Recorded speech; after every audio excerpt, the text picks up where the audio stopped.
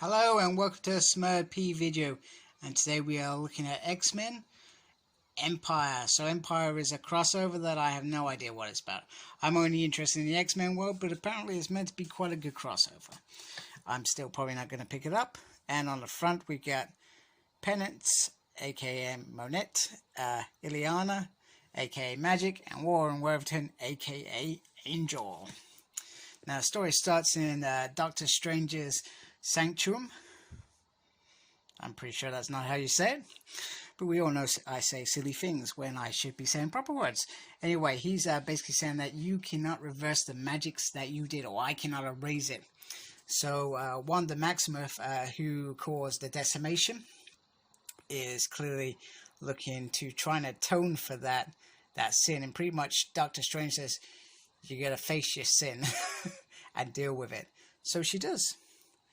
She cries, she lights a candle, she sees a humongous spire and takes some stuff off there, some stuff off, I guess that's Buddha, I guess, some weird sword thingy, and she creates what looks like Rita's wand from Power Rangers.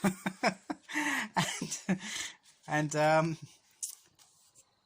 she decides to go to Genosha, where 60 million mutants died, and tells them they're gonna live, and shoves it in. She faints or goes to magical sleep, whatever, and she wakes up to some very, very hungry. I'm not quite there. And we got Wakanda, and we got Genosha over there, so we see the landscape of where it is, and the aliens from the Empire run have landed. And they're trying to find out what on earth is this planet. Why on earth you would land on a country that has no civilians or anything is crazy. But apparently it's about vibranium. I'm pretty sure I missed that when I first read it, but I'm seeing it there, so I'm telling it as it is. It's probably enough to do with vibranium.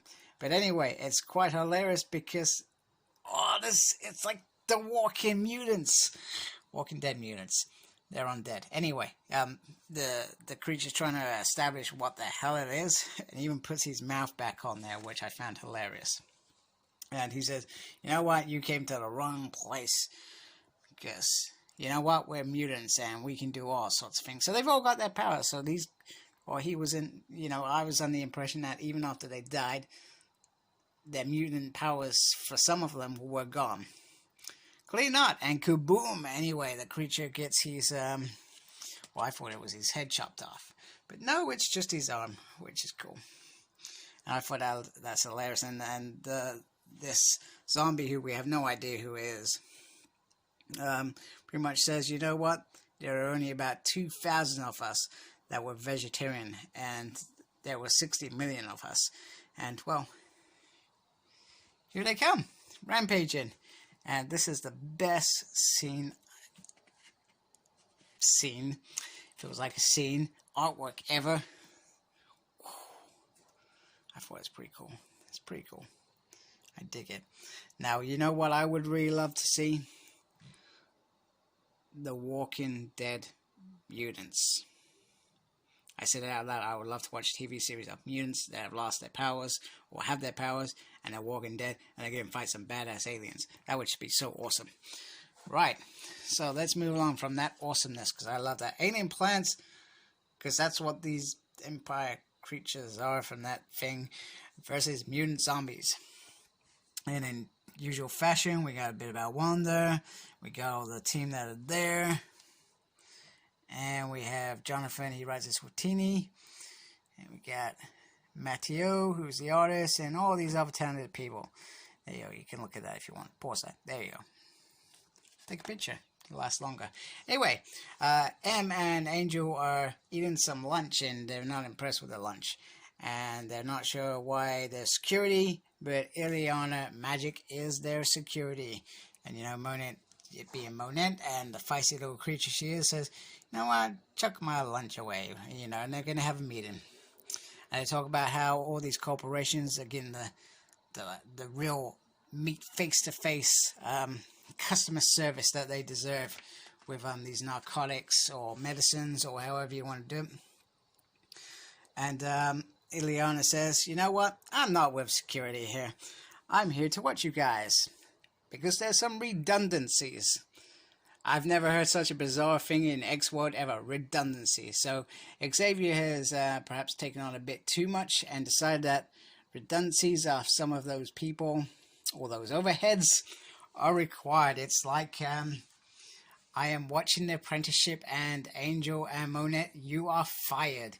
It's absolutely brilliant, and it's only because they only find out because Ileana can't be bothered to go to this meeting and listen to all this boring crap and making assessment and feedback. Professor Xavier says, I don't want to be in this meeting, and if you, I thought I'd tell you.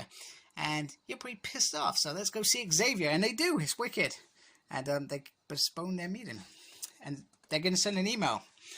Casually like that. Meanwhile, Black Tom is having a hard time because the roots in Genosa are tainted and he feels like they're strangling him, and we can't afford to lose you again, Professor Xavier says. It's kind of a cool little moment that Black Tom actually gives a freaking damn about Professor Xavier. You know, he really believes in this dream and he believes in his role here, which I thought was cool. Okay, so Angel tries to say how important that his part in doing what he does best, running a business, is good for XCorp, and they shouldn't be losing that resource or ditching that resource. However, Xavier explains that they're low on good mutants, which is kind of right, because if you think about how the mutants are coming together, you got Apocalypse in the mix, Sinister in the mix. There's a lot of bad guys in the mix that could seriously hamper what they're trying to achieve. And what he's saying is, if XCorp is not going to be the tool that it could be, he basically says we would rather use you elsewhere. So and he says to him, you, my boy, will never be redundant, which is, you know, a nice sentiment. He's one of Xavier's first X-Men, probably very important to him. And then we get a funny moment where but Groundkeeper Willie over there is, oh, you cannot. After Liliana said she would teleport at it, etc., which I thought was amusing that Black Tom was referred to that way. So Angel says we're going to go check it out. Me, M, and Magic. And Magneto makes a point. You're taking one more. You do not want to go against Xavier's decision, or the decision that's been made. So we get Maddox in the mix, which I always enjoy reading Jamie Maddox. However, I can't get over the feeling that he's just a tool these days, where X Factor Investigations, it was just pure, the character was pure class, you know, always making decisions difficult, etc., and doing lots of things perhaps he shouldn't do as a leader. So I kind of dislike him sometimes, the way that he's used these days, but that's neither here nor there. Anyway, it soon becomes apparent that plant creatures are heading towards them, and there's also zombies. So plant people and zombies. So Penance, and I don't think I've seen her change into this form. I must have missed something. I know there was something in Magneto's Uncanny X-Men around her perhaps becoming Penance, but I can't remember anything else. So if you know where I should be looking for that, give me a shout or a comment, whatever. I'd appreciate it. So they're getting down and dirty, and then they get to the gates, and M says, you know what, I believe in XCorp. I wanted to get back to that point where we were doing the good, and we shouldn't be running to Xavier. We're not assistant managers. We should be the managers, sort of thing. There's somebody clearly works in an office environment here, who understands how offices work. So these vines from the plants are what's preventing the gate from opening, and Maddox says, you know what, how about 60 unskilled hands? Seriously, somebody works in an office here. I'm sensing all sorts of facilities questions here. Hey, you know what, I can change that light bulb even though I'm unskilled and probably electrocute myself. You know, it's just the most craziest thing. So they get to work on it, and eventually free from it. And it's like, oh, gross! What is this? We're slime dupe.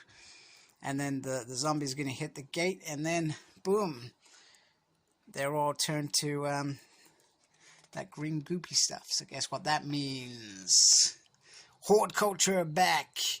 Those old 4 ladies are back from, what was it, issue 3 of X-Men.